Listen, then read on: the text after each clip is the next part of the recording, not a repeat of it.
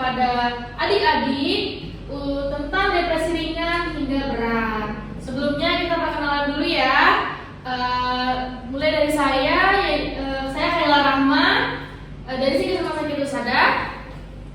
Saya Nelia dari Psikis RS Husada. Juga sama semuanya dari Husada ya. Saya Keisha Yulianto, biasa dipanggil Keisha. Kak Keisha, Kak Khaila dan Kak Imel. Oke, baik. Selanjutnya kita langsung aja ya ke materinya.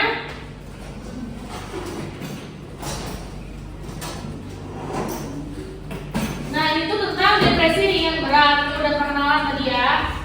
Nah, sebelum ke materi, saya mau nanya dulu ke adik-adik. Sebelumnya udah pernah dengar belum apa itu depresi? Gangguan apa? Gangguan di mentalnya mungkin. Mental, terus? Pusing, depresi itu Pusing, terus apa lagi? Apalagi ya? Apa? Banyak pikiran gitu ya? Iya, Itu sudah benar, tapi saya mau menjelaskan lagi pengertian depresi itu adalah gangguan suasana hati yang serius, ya, ditandai oleh perasaan yang sedih yang berkepanjangan, terus kehilangan minat atau kesenangan dalam aktivitas sehari-hari, dan berbagai gejala fisik serta kognitif yang mengganggu fungsi seseorang. Jadi kalau kalian sudah merasa kayak sedih yang berkepanjangan, nggak ada ujungnya, sedihnya nggak jelas, terus juga kehilangan melakukan kegiatan yang kalian suka, misalkan kalian tuh sukanya main gitar atau main game, terus tiba-tiba kalian udah nggak mau main itu lagi, nah itu bisa jadi salah satu gejalanya ini depresi ya. Terus menurut American Psychiatric Association dalam Diagnostic and Statistical Manual of Mental Disorder, depresi termasuk dalam kategori gangguan depresif mayor ketika gejalanya itu berlangsung selama setidaknya 2 minggu dan mengakibatkan gangguan signifikan dalam kehidupan pribadi, sosial, dan profesional. Next. Nah, ada apa sih faktor resikonya? Faktor resiko orang-orang yang beresiko terkena depresi ini yang pertama umur ya, faktor usia. Jadi semakin semakin panjangnya usia, semakin bertambahnya usia seseorang itu akan meningkatkan terjadinya depresi seperti itu. Terus yang kedua ada jenis kelamin. Nah, ini tuh antara perempuan dan laki-laki itu berbeda ya. Secara kognitif itu sangat berbeda. Jadi rata-rata tuh menurut penelitian yang saya baca itu laki-laki lebih rentan terkena mental disorder seperti itu. Nah, terus selanjutnya ada sosial ekonomi. Nah, ini jelas ya karena sosial ekonomi itu menentukan kehidupan kita sehari-hari, yang kita jadinya susah untuk makan, membeli sesuatu itu sangat mempengaruhi. Jadi kebutuhan kita nggak tercukupi, kitanya stres, depresi. Nah, itu menjadi salah satu faktornya juga. Oke, jadi selanjutnya di sini ada tingkatan depresi. Di mana tingkatan depresi ini terbagi dari mulai ringan hingga berat.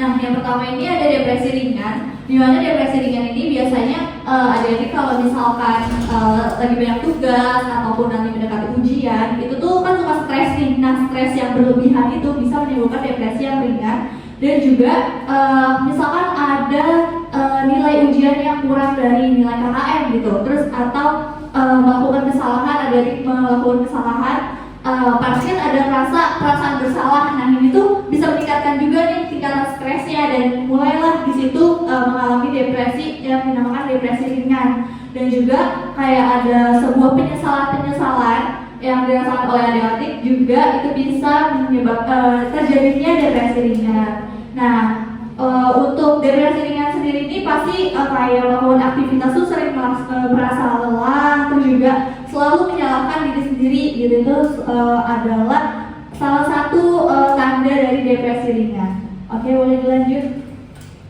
Selanjutnya ada depresi sedang, dan dimana ini tingkatannya lebih naik lagi dari depresi ringan. Ini tuh udah mulai murung, udah merasakan rasa yang sedih mendalam, terus juga pesimis, terus juga merasakan insecure yang berlebihan juga, dan juga suka menarik diri atau suka menjauhkan diri dari orang lain. Nah, ini salah satu depresi sedang yang sudah mulai meningkat dari yang ringan hingga ke nanti akhirnya berat. Nah, di sini selanjutnya ada depresi berat. Nah, di depresi berat ini sudah lebih tinggi lagi tingkatannya. Dari depresi ini kan sedang dan juga ini depresi berat, dan di mana ada perasaan putus asa, terus tidak berdaya, terus juga merasa tidak berharga, dan di sini juga sudah mulai merasakan rasa bodoh amat ya ke lingkungan, kayak cuek terhadap lingkungan di sekitar, terus juga merasakan kesepian dan sedih yang lebih mendalam lagi. Dan juga untuk di depresi berat ini sudah mulai tuh ada delusi atau khayalan yang suka biasanya ada apa ya, pikiran-pikiran yang timbul tiba-tiba di dalam diri adik-adik, terus juga merasakan kebingungan, terus sulit konsentrasinya, lebih sulit lagi dibandingkan depresi ringan dan juga sedang. Nah, di sini tuh kayak mulailah muncul perasaan yang mendalam, sedih yang mendalam, terus menyebabkan rasa ingin pikiran untuk bunuh diri. Itu kan biasa kalau remaja sekarang kan kalau ada suatu masalah yang emang nggak bisa diselesaikan, yang merasa kayak berat banget nih, nah kan pasti ada pikiran untuk menyakiti diri sendiri. Nah, itu udah termasuk dalam depresi berat. Oke, lanjut. Oke, selanjutnya di sini ada pencegahannya. Yang pertama itu pasti kita harus menjaga kesehatan, dari mulai pola makan, terus aktivitasnya juga.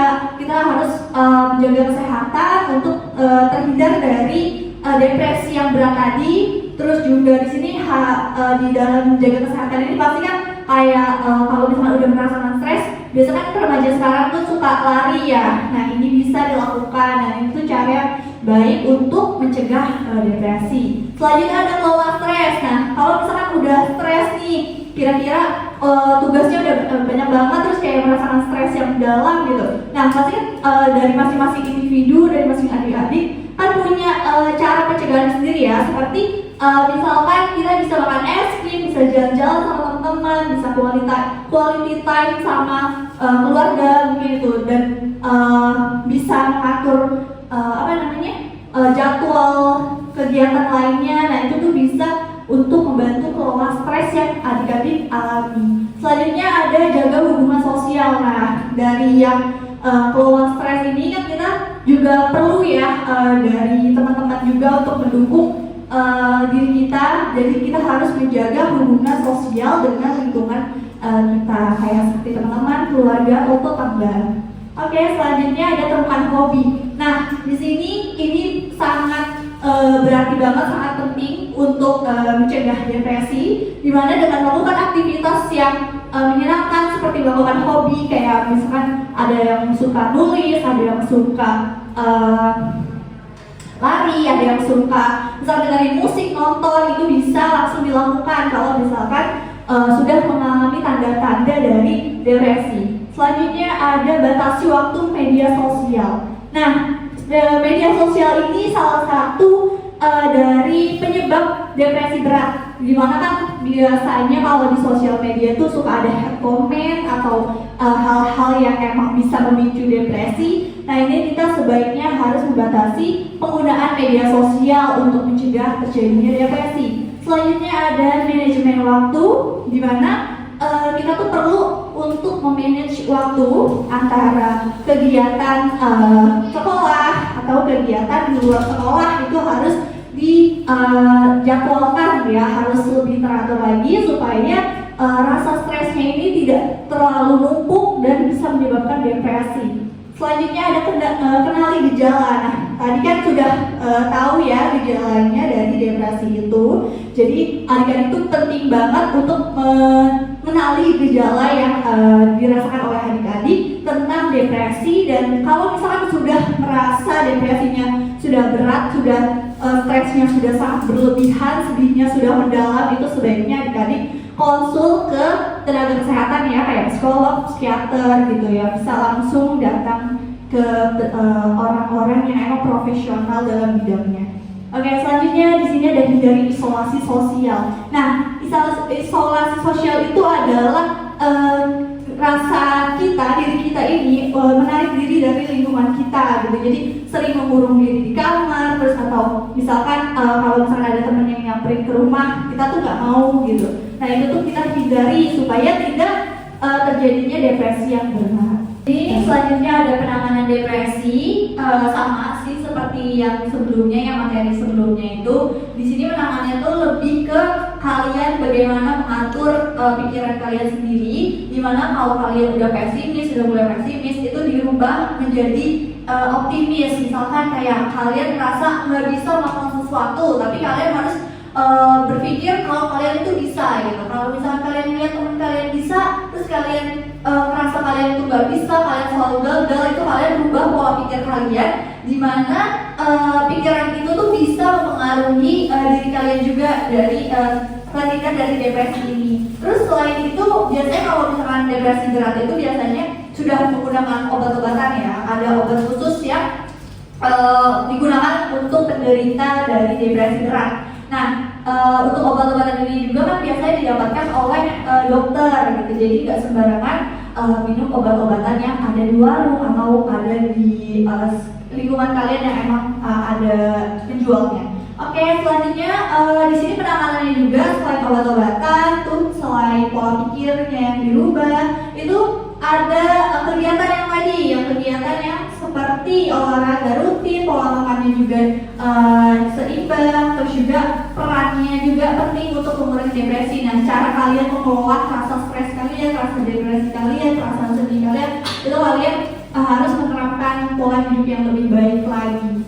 Oke, selanjutnya di sini ada teknik, salah satu teknik dari pencegahan depresi. Tadi kan banyak ya pencegahan depresi itu. Nah, kita ambil salah satunya yang gampang untuk dilakukan oleh adik-adik. Nah, salah satunya itu ada expressive writing, di mana ini menulis perasaan di kertas. Jadi kalian tuh selain di kertas bisa pakai note HP atau laptop ya.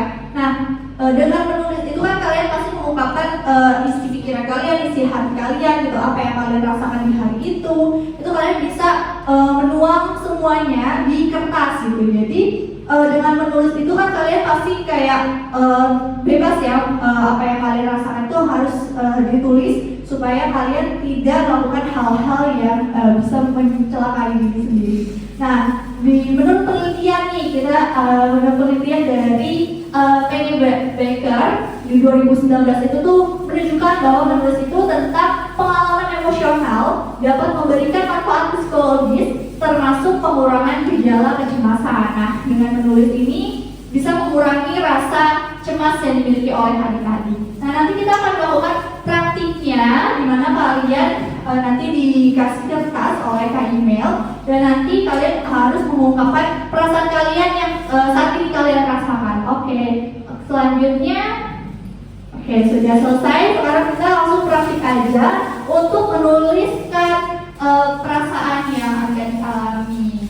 Oke, silakan kalian boleh menulis rasa senang, rasa sedih, atau kecewa terhadap sesuatu. Silakan dituangkan di dalam kertas. Yang satu ya.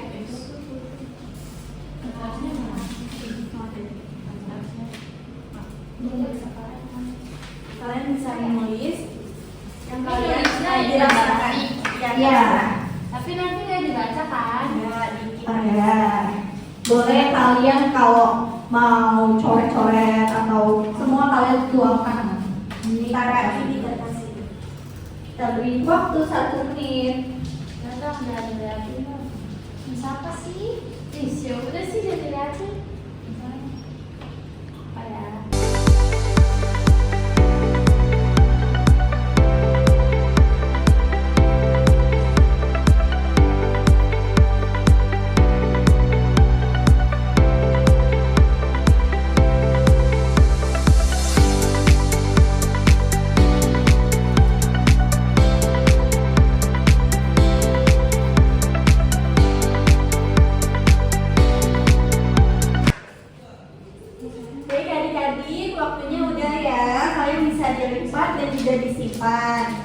Sebelumnya, kakak ingin kenal nih dengan adik-adik siapa aja ya di sini.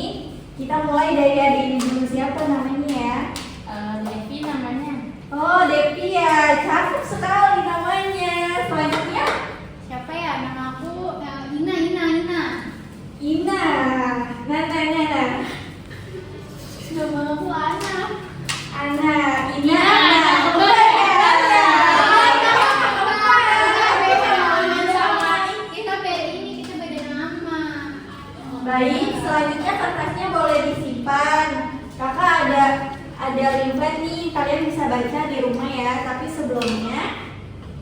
Makasih Kakak ingin nanya dalam kalian terkait hal yang sudah dijelaskan. Baik, yang pertama, masih ada yang ingat nggak tentang pengertian depresi ringan hingga berat? Oke, Kak. Aku Devi. Jadi tadi tuh depresi itu gangguan suasana hati ya. Dia tuh kayak yang sedih terus dia juga yang nggak mau semangat lagi. Pokoknya itu yang dia larut-larut sama sedihnya dia, sama masalahnya dia kayak gitu. Betul. Pinter. Pertama untuk adiknya sih. Lalu selanjutnya untuk tingkatan depresi itu ada apa aja sih? Aku. Di sini ada 3 ya Kak tadi ya. Betul. Mulai dari yang mana ya? Jadi awal. Yang awal tuh ada ringan, terus ada sedang dan juga berat. Betul. Tepuk tangan untuk adiknya. Lalu selanjutnya pertanyaan terakhir itu pencegahan untuk depresi apa sih? Aku menjawab. Pencegahannya ada dengan cara jaga kesehatan, kelola stres, jaga hubungan sosial dan temukan hobi yang kita suka. Baik, betul ya. Lalu selanjutnya apakah ada pertanyaan lagi? Aku. Boleh, ada Devi? Tadi kan di sini apa tuh expressive reading ya, nulis gitu kan. Nah itu ada masih cara lain gitu kayak selain menulis itu makanya. Tadi kan udah disebutin juga sama kakek kan, selain menulis kalian bisa untuk jalan-jalan, refreshing diri, lakuin hal yang disuka kayak misal kalian lagi mau berenang nih, nah bisa melampiaskan ke situ ke berenang. Jadi intinya ini tuh kita cuma salah satunya aja yang gampang untuk dilakukan. Selebihnya kalau kalian mau ngelakuin hal yang kalian suka silakan di rumah. Jadi intinya emosi kalian tuh terluapkan dari hobi kalian itu seperti itu. Tidak yang ke hal-hal aneh. Ya, betul. Ada lagi? Tanya enggak? Aku tidak bertanya. Aku dong mau nanya dong. Apa? Tadi kan ada yang namanya expressive reading ya. Oh tadi kamu udah ya. Udah deh aku ada pertanyaan yang lain. Udah deh. Kira-kira kan misalkan kalau orang depresi ya itu tuh kalau misalkan dokter yang bisa obat-obatan ya, obat-obatnya apa aja sih? Kira-kira harus konsultasi nggak sama dokter kalau depresi? Itu perlu banget ya untuk konsultasi, juga harus ada resep dari dokternya. Nah, terkait untuk obat-obatannya sendiri itu lebih ke ahli farmasinya. Apakah ada yang ditanyakan lagi? Tidak kayaknya. Baik, sebelum kita tutup, kakak ada hadiah buat kalian nih.